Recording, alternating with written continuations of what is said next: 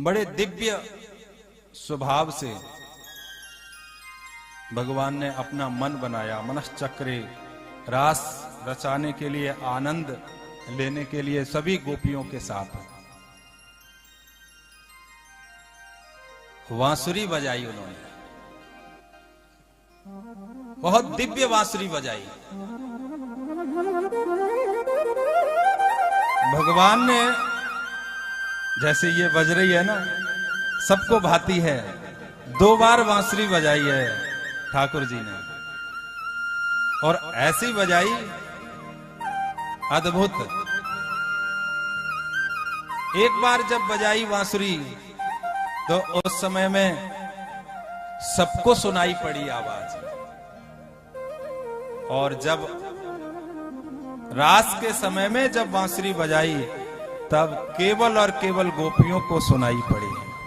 अर्थात जो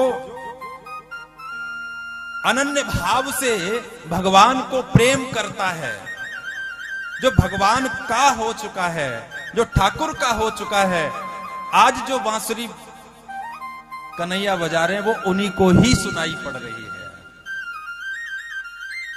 रास में उन्हीं का ही प्रवेश है जो भगवान का हो चुका है।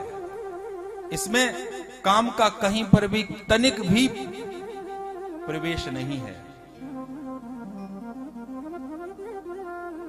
अद्भुत बांसुरी बजाई है,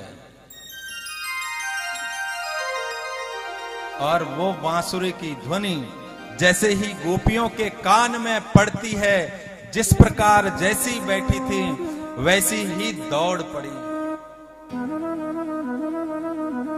आंख में अंजन लगा रही थी, काजल लगा रही थी, एक में लगा लिया था, एक रह गई, एक में ही लगा करके और दौड़ पड़ी।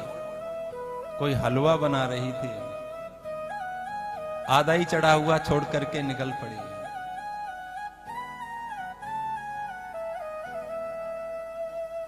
कोई गाय का दोहन करने जा रही थी, बछड़ा छोड़ करके निकल पड़ी।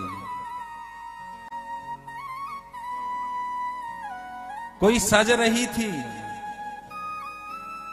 जल्दी में जो कपड़े पहन लिए थे उतने ही पहन करके भाग पड़ी।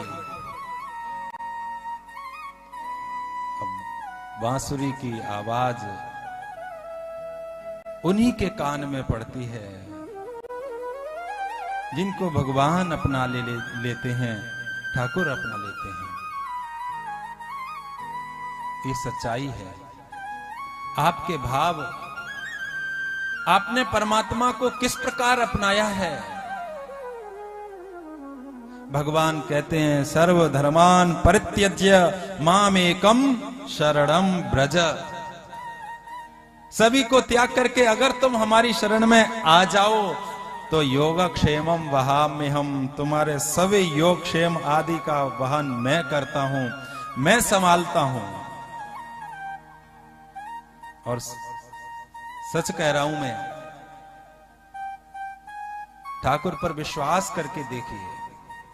उदाहरण है ये मेरा, ये आयोजन भगवत कथा का केवल और केवल ठाकुर जी पर विश्वास करके हमने प्रारंभ किया, और आज आप देख ही रहे हो इस आयोजन का फल कितना विस्तार ले लिया, और सभी कितने आनंदित हो रहे हैं।